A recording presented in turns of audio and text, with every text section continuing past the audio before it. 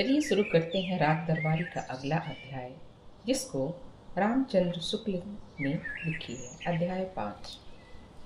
पूर्व जन्म के सिद्धांत की इजाद दीवानी की अदालतों में हुई, ताकि वादी और प्रतिवादी इस अफसोस को लेकर न मरे कि उनका मुकदमा अधूरा ही पड़ा रहा। इसके सहारे वे सोचते हुए चैन से मर सकते हैं कि मुकदमे का फैसला सुनने के लिए अभी अगला जन्म तो पड़ा ही है। बैद जी की बैठक के बाहर चबूतरे पर जो आदमी इस समय बैठा था, उसने लगभग 7 साल पहले दीवानी का एक मुकदमा दायर किया था। इसलिए स्वाभाविक था कि वो अपनी बात में पूर्व जन्म के पाप, भाग्य, भगवान, अगले जन्म के कार्यक्रम आदि का नियमित रूप से हवाला देता। उसको लोग लक्कड़ कहते।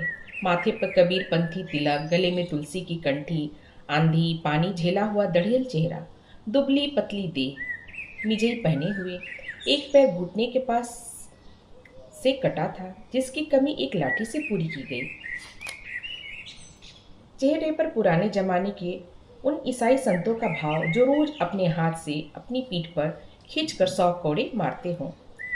उसकी ओर सनीचर के ने भंग का एक गिलास बढ़ाया और कहा, लो भाई लंगड़, पी लो, इतने बड़े बड़े माल पड़े हैं। लंगड़ ने आंखें मूंद कर इनकार किया और थोड़ी देर बाद दोनों में बहस होती रही, जिसका संबंध भंग की गरिमा, बादाम, मुनक्के के लाभ, जीवन की संतुलित भंगुरता, भोग और त्याग जैसे दार्शनिक विषयों में था।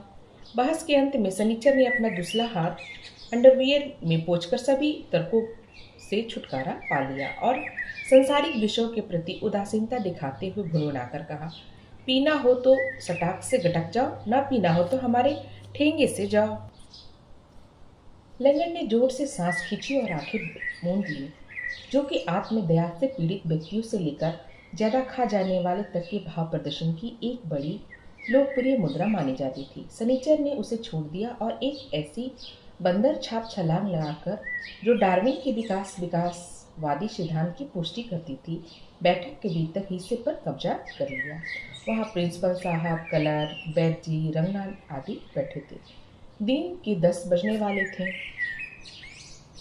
सनीचर ने भंग का वही गिलास अब प्रिंसिपल साहब को बढ़ाया, वही बात कही, पी जाइए मास्टर साहब, इसमें बड़े बड़े माल हैं। प्रिंसिपल साहब ने बैद जी से कहा, कॉलेज का काम छोड़कर आया हूँ, इसे शाम के लिए ही रखा जाए। बैद जी ने स्नेहपूर्वक कहा, संध्या काल पुनः पी लीजिएगा। कॉलेज छोड़कर आया हूँ, वे फिर बोले। रुपन बाबू कॉलेज जाने के लिए घर से तैयार होकर निकले। रोज की तरह कंधे पर पड़ा हुआ धोती का छोर, बुसट जो उनकी फिलॉसफी के अनुसार मैली होने के बावजूद कीमती होने के कारण पहनी जा सकती है। इस समय पान खा लिया था और बाल सवार लिए गए थे। हाथ में मोटी सी किताब जो खास तौर से नागरिक शास्त्र की घंटी में पढ़ी जाती, और उसका नाम था जेबी जासूस। जेब में 2 फाउंटेन पेन, एक लाल और एक नीली स्याही के, दोनों बिना स्याही के। कलाई में घड़ी जो सिद्ध करती थी कि जुआ खेलता है उसी घड़ी तक रेहन हो जाती है, और जो जुआड़ियों का माल रेहन रखता है उसे कीमती घड़ी 10 रुपये तक में मिल जाती है। रूपन बाबू ने प्रिंसिपल साहब की बात बाहर निकालते निकालते सुन ली। वे वही बोले, कॉलेज को तो आप हमेशा ही छोड़ा रहते हैं, वो तो कॉलेज ही है जो आपको नहीं छोड़ता। प्रिंसिपल साहब जेपी इसलिए हंसे और जोर से बोले, रूपन बाबू बात पक्की कहते हो। सनीचर ने उछलकर उनकी कलाई पकड़ ली, कील कर कहा, तो लीजिए, इसी बात पर चढ़ा जाइए एक गिलास। बैद जी ने संतोष से प्रिंसिपल का भंग पीना देखते रहे। प्रिंसिपल साहब बोले, सचमुच ही बड़े बड़े माल पड़े हैं। बैद जी ने कहा, भंग तो नाम मात्र को है और नहीं है, वास्तविक द्रव्य तो बादाम, मुनक्का और पिस्ता है। बादाम बुद्धि और बीरी को बढ़ाता है, मुनक्का रेचक है, इसमें इलायची भी पड़ी है, इसका प्रभाव शीतल है, इसे वीर फटता नहीं, ठोस और स्थिर रहता है। मैं तो इसे पेय का एक छोटा सा प्रयोग रंगनाथ पर भी कर रहा हूँ। प्रिंसिपल साहब ने गर्दन उठाकर कुछ पूछना चाहा, पर वे पहले ही चले। इन्हें कुछ दिन हुए ज्वर रहने लगा था, शक्ति छीन हो गई थी, इसलिए मैंने इन्हें यहाँ बुला लिया। इनके लिए नित्य एक कार्यक्रम बना लिया है, पौष्टिक द्रव्यों में बादाम का सेवन, 2 पत्ती भंग की भी। देखना है 6 मास के पश्चात जब यहाँ से जाएंगे तो क्या होकर जाते हैं। कॉलेज के क्लर्क ने छछुंदर जैसे आए थे, गेंडा बनकर जाएंगे। देख लेना चाचा। जब कभी क्लर्क बैद जी को चाचा कहता, प्रिंसिपल साहब को अफसोस होता। कि वे अपन उन्हें अपना बाप नहीं कह पाते। उनका चेहरा उदास हो गया। वे सामने पड़ी हुई फाइलें उलटने लगे। तब तक लंगड़ दरवाजे पर आ गया। शास्त्रों में शूद्रों के लिए जिस आश्रम का विधान है उसके अनुसार चौखट पर मुर्गी बनकर उसने वैद्य जी को प्रणाम किया। इससे प्रकट हुआ कि हमारे यहाँ आज भी शास्त्र सर्वोपरि है और जाति प्रथा मिटाने की सारी कोशिशें अब फरीब नहीं तो रोमांटिक कार्यवाहियां हुई। लंगड़ ने भीख जैसे मांगते हुए कहा, तो जाता हूँ बापू। वैद्य जी ने कहा, जाओ भाई, तुम धर्म की लड़ाई लड़ रहे हो, लड़ते रहो, उसमें मैं क्या सहायता कर सकता हूँ। लंगड़ ने स्वाभाविक ढंग से कहा, ठीक है बापू, ऐसी लड़ाई में तुम क्या करोगे। जब कोई सिफारिश विफारिश की बात होती तब आकर तुम्हारी चौखट पर सिर रगड़ूंगा। जमीन तक झुककर उन्होंने फिर प्रणाम किया और पैर पर लाठी के सहारे झूलता हुआ चला गया। वैद्य जी जोर से हंसे, बोले, इसकी बुद्धि बालकों से भी है। वे बहुत कम हंसते थे। रंगनाथ ने चौकर देखा। हंसते हुए वैद्य जी का चेहरा मुलायम हो गया। नेतागिरी की जगह भलमानस साहब ले ली। एक आचरण महान पुरुष की जगह वे बच्चलन दिखने लगे। रंगनाथ ने पूछा, ये लड़ाई कैसी लड़ रहा है प्रिंसिपल साहब। सामने फैली हुई फाइलें और चेक बुकें उनकी आड़ में वे कभी कभी यहाँ सवेरे सवेरे भंग पीने के लिए आते थे। समेटने लगे थे। हाथ रोक कर बोले, इसे तहसील से एक दस्तावेज की नकल लेनी है जिसमें कसम खाई है कि मैं रिश्वत न दूंगा और कायदे से ही नकल लूंगा। उधर नकल बाबू ने कसम खाई है कि मैं रिश्वत न लूंगा और कायदे से ही नकल दूंगा। इसी की लड़ाई चल रही है। रंगनाथ ने इतिहास में एमए किया है और न जाने कितनी लड़ाई के कारण भी पढ़े हैं। सिकंदर ने भारत पर कब्जा करने के लिए आक्रमण किया था। पुरु ने उसका कब्जा न होने पाया, इसलिए प्रतिरोध किया। इसी कारण लड़ाई हुई थी। अल्लाउद्दीन ने कहा था कि मैं पद्मिनी को लूंगा। राणा ने कहा कि मैं पद्मिनी को नहीं दूंगा, इसलिए लड़ाई हुई थी। सभी लड़ाइयों की जड़ में यही बात थी। एक पक्ष कहता था लूंगा और दूसरा पक्ष कहता था नहीं दूंगा। इसी पर लड़ाई होती थी। पर यहाँ लंगड़ कहता है कि धर्म से नकल लूंगा, बाबू कहता है धर्म से नकल दूंगा, फिर भी लड़ाई चल रही है। रंगनाथ ने प्रिंसिपल साहब से एक ऐतिहासिक विवरण का मतलब पूछा। उसके जवाब में उन्होंने अवधि में एक कहावत कही जिसका शाब्दिक अर्थ था, हाथी आते हैं घोड़े जाते हैं, बेचारे ऊँट गोते खाते हैं। ये कहावत शायद किसी जिंदा अजायब घर पर कही गई थी, पर रंगनाथ इतना तो समझ ही गया था कि इशारा किसी सरकारी दफ्तर की लंबाई चौड़ाई गहराई की ओर है। फिर भी वो लंगड़ और नकल बाबू के बीच चलने वाला धर्म युद्ध की डिजाइन नहीं समझ पाया। उसने अपना सवाल और स्पष्ट रूप से प्रिंसिपल साहब के सामने पेश किया। उसने उनकी ओर से कलर्क बोला, ये गधों के चोचले हैं, मुश्किल से समझ आते हैं। लंगड़ यहाँ से 5 कोस दूर एक गांव का रहने वाला है। बीवी मर चुकी है। लड़कों से ये नाराज है और उन्हें अपने लिए मरा हुआ समझ चुका है। भगत आदमी है। कबीर और दादू के भजन गाता है। गाते गाते थक गया तो बैठे ठाले एक दीवानी का मुकदमा दायर कर बैठा। मुकदमे के लिए एक पुराने फैसले की नकल चाहिए। उसके लिए पहले तहसील में दस्तावेज दी थी। दस्तावेज में कुछ कमी रह गई, इसलिए वो खारिज हो गई। इस कारण उसने दूसरी दस्तावेज दी। कुछ दिन हुई तहसील में नकल होने गया। नकल वीर चिड़िया मार निकला। उसने 5 रुपए मांगे। लंगड़ा बोला कि रेट 2 रुपये का है। इसी पर बहस हो गई। 2-4 वकील वहां खड़े हुए। उनने पहले नकल वीर से कहा कि भाई 2 रुपये में ही मान जाओ कि बेचारा लंगड़ा है, नकल लेकर तुम्हारे गुण गाएगा। पर वो अपनी बात पर बराबर में नहीं खिसका। एकदम से मर्द बन गया और बोला कि मर्द की बात एक होती है, जो कह दिया वो कह दिया। तब वकीलों ने लंगड़ को समझाया। बोले कि नकल बाबू भी घर गिरफ्तार आदमी है, लड़कियां ब्याहनी है, इनका रेट बढ़ा हुआ है, मान जाओ और 5 रुपए दे दो। पर वो भी ऐड किया। बोला अब यही होता है, तनख्वाह तो दारू कलिया पर खर्च करते हैं और लड़कियां ब्याहने के लिए घूस लेते हैं। नकल बाबू बिगड़ गया। गुर्रा कर बोला, जाओ, हम इसी बात पर घूस नहीं लेंगे, जो कुछ करना होगा कायदे से करेंगे। वकीलों ने बहुत समझाया कि ऐसी बात न करो, लंगड़ भगत आदमी है, उसकी बात का बुरा न मानो। पर उनका गुस्सा एक बार चढ़ा तो फिर उतरने का नाम न लिया। सच तो यही कि रंगनाथ बाबू की लंगड़ ने गलत नहीं कहा था। इस देश में लड़कियां ब्याहना भी चोरी करने का बहाना हो गया है। एक रिश्वत लेता है तो दूसरा देता है। बड़ा खानदान, लड़कियां ब्याहनी है, सारी बदमाशी का तोड़ लड़कियां के ब्याह पर होता है। जो भी हो, लंगड़ और नकल बाबू के बीच हुज्जत हुई। अब घूस के मामले में भी बात बात पर हुज्जत होती थी। पहले सधा काम होता था, पुराने बात आदमी बात के पक्के होते थे, 1 रुपया टिका दो, दूसरे दिन नकल तैयार। अब नए नए स्कूली लड़के दफ्तर में घुस आए हैं और लेन देन का रेट बिगाड़ने लगे हैं। इन्हीं की देखा देखी पुराने आदमी भी मनमानी करने लगे हैं। अब रिश्वत का देना और रिश्वत का लेना दोनों बड़े बड़े झंझट के काम हो गए हैं। लंगड़ को भी गुस्सा आ गया। उसने अपनी कंठी छूकर कहा कि जाओ बाबू, तुम कायदे से ही काम करोगे तो हम भी कायदे से ही काम करेंगे। अब तुमको एक कानी कौड़ी न मिलेगी। हमने दरख्वास्त लगा दी, कभी कभी तो नंबर आएगा ही। उसके बाद लंगड़ ने जाकर तहसीलदार को सब हाल बताया। तहसीलदार बहुत हंसा और बोला, शाबाश लंगड़, तुमने ठीक ही किया। तुमने इस लेन देन के पकड़ने की कोई जरूरत नहीं। नवंबर आने पर तुम्हें नकल मिल जाएगी। उसने पेशकश से कहा, देखो लंगड़ बेचारा 4 महीने से हैरान है। अब कायदे से काम होना चाहिए, इन्हें कोई परेशान न करे। इस पर पेशकार बोला कि सरकार, ये लंगड़ा तो झक्की है, आप इसके झमेले में न पड़े। तब लंगड़ पेशकार पर बिगड़ा। झाए झाए होने लगी।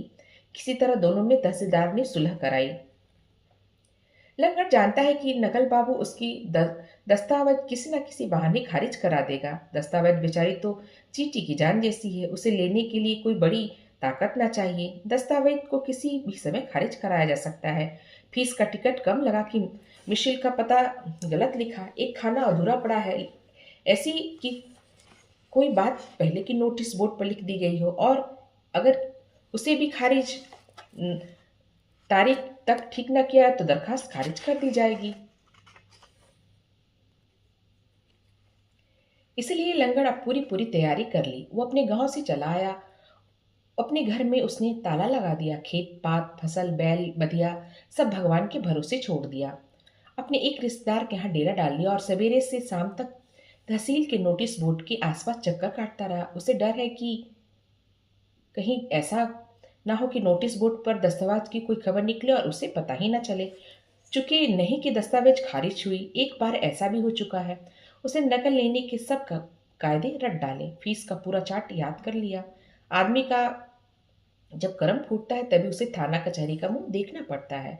लंगड़ का भी कर्म फूट गया, पर इस समय जिस तरह वो तहसील पर टूटा है उसे लगता है पट्टा नकल लेकर ही रहेगा। रंगनाथ ने अपने जीवन में अब तक काफी बेवकूफियां नहीं की थी, इसलिए उसे अनुभवी नहीं कहा जा सकता। लंगड़ के इतिहास का उसके मन पर बड़ा ही गहरा प्रभाव पड़ा और वो भावुक हो गया। भावुक होते ही कुछ करना चाहिए कि भावना उसके मन में मतने लगी, पर क्या? इसका जवाब उसके पास नहीं था। जो भी हो भीतर ही बेहतर। जब बात बर्दाश्त से बाहर होने लगी तब उसने भुनभुनाकर कह दिया, ये सब कुछ गलत है, कुछ करना चाहिए। क्लर्क ने शिकारी कुत्ते की तरह झपटकर ये बात दबोच ली। बोला, क्या करना चाहिए रंगनाथ बाबू? कोई बात कर सकता है, जिससे छीलता है उसी के चुन मुनाता है। लोग अपना दुख दर्द ढोले, यही बहुत है। दूसरे का बोझा कौन उठा सकता है? अब तो वही है भैया कि तुम अपना दाद उधर से खुजलाओ, हम अपना इधर से खुजलाते हैं। क्लर्क चलने को खड़ा हुआ। प्रिंसिपल ने चारों ओर निगाह दौड़ाकर कहा, बद्री भैया दिखाई नहीं पड़ रहे हैं। बैजी ने कहा, एक रिश्तेदार डकैती में फंस गए हैं। पुलिस की लीला अपरंपार हो गई है। जानती ही हुई बद्री वहीं गया है, आज लौट रहा होगा। सनीचर चौखट के पास बैठा था, मुंह से सीटी जैसी जाते हुए बोला, जब तक नहीं आते तभी तक भला है। प्रिंसिपल साहब भंग पीकर अब तक भूल चुके थे, आराम हराम है। एक बड़ा सा तकिया अपनी ओर खींच के इत्मीनान से बैठ गए और बोले, बात क्या है? सनीचर ने बहुत धीरे से कहा, कोऑपरेटिव यूनियन में गबन हो रहा है। बद्री भैया सुनेंगे तो सुपरवाइजर को खा जाएंगे। प्रिंसिपल आतंकित हो गया। उसी तरह फुसफुसाकर बोले, ऐसी बात है? सनीचर ने सिर झुकाकर कुछ कहना शुरू किया कि वार्तालाप को यह अखिल भारतीय शैली थी जिसे पारसी थिएटर ने अमर बना दिया। इसके सहारे एक आदमी दूसरे से कहता और वही खड़े हुए तीसरे आदमी को कानो कान खबर नहीं होती। ये दूसरी बात है कि 100 गज की दूरी तक फैले हुए दर्शकगण उस बात को अच्छी तरह समझ सकते थे और पूरे जन समुदाय में स्टेज पर खड़े हुए दूसरे आदमी को छोड़कर सभी जान लेते कि आगे क्या होने वाला है। संक्षेप में बात को गुप्त रखने की हमारी परंपरा शैली को अपना कर सनीचर ने प्रिंसिपल साहब को कुछ बताना शुरू किया, पर बैद जी कड़क कर बोले, क्या स्त्रियों की भांति फुसफुस कर रहा है? कोऑपरेटिव में गबन हो गया तो कौन सी बड़ी बात होगी? कौन सी यूनियन है जिसमें ऐसा ना हुआ हो?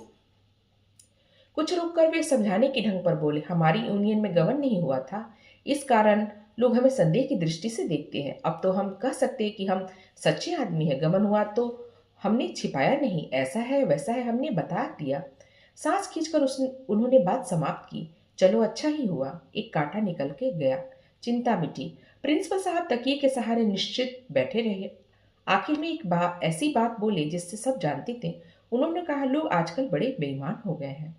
ये बात बड़ी ही गुणकारी है और हर भला आदमी इसका प्रयोग मल्टीविटामिन टिकिया की तरह दिन में 3 बार खाना खाने के बाद कर सकता है।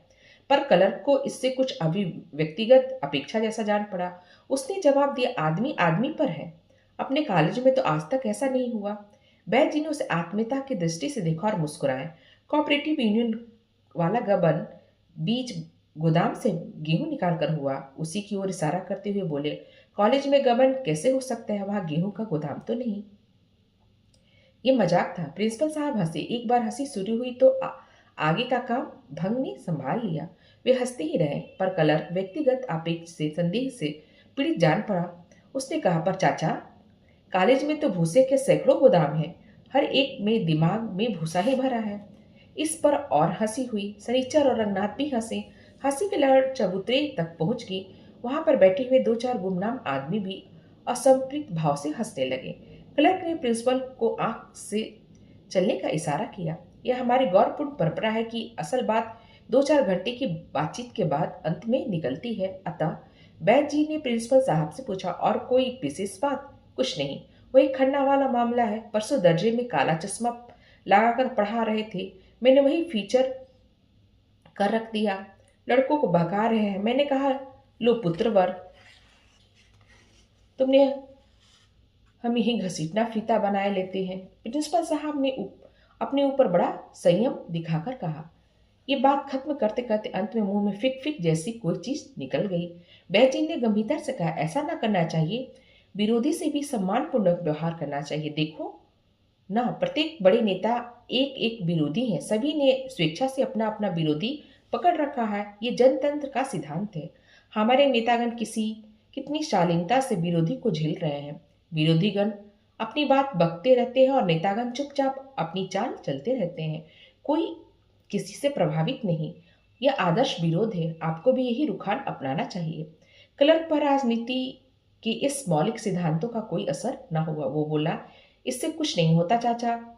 खन्ना मास्टर को मैं जानता हूँ, इतिहास में एमए है, पर उन्हें अपने बाप का नाम नहीं मालूम। फिर पार्टी बंदी के उस्ताद है। अपने घर पर लड़कों को बुला बुला कर जुआ खिलाते हैं। उन्हें ठीक करने का सिर्फ एक तरीका है, कभी पकड़कर दनादन दनादन लगा दिए जाए।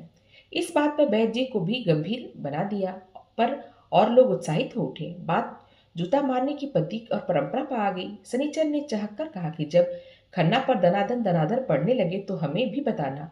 बहुत दिन हमने किसी को जुतियाया नहीं, हम 2-4 हाथ लगाएंगे। एक आदमी बोला, जूता अगर फटा हो और 3 दिन तक पानी में भिगोया गया तो मारने में अच्छी आवाज करता है और लोग दूर दूर तक सूचना मिल जाती है कि जूता चल रहा है। दूसरा बोला, पढ़े लिखे आदमी के जुतियाना तो गोरक्षक जूते का प्रयोग करना चाहिए, ताकि मार तो पड़ जाए पर ज्यादा बेइज्जती ना हो। चौतरे पर बैठे बैठे एक तीसरे आदमी ने कहा, जुतियाने का सही तरीका यह है कि गिनकर 100 जूते मारने चले, 99 तक आते आते पिछली गिनती भूल जाए और एक से गिनकर फिर नए सिरे से जूता लगाना शुरू कर दे। चौथे आदमी ने इसका अनुमोदन करते हुए कहा कि सचमुच जुतियाने का यही तरीका है और इसलिए मैंने भी 100 तक गिनती याद करनी शुरू कर दी है।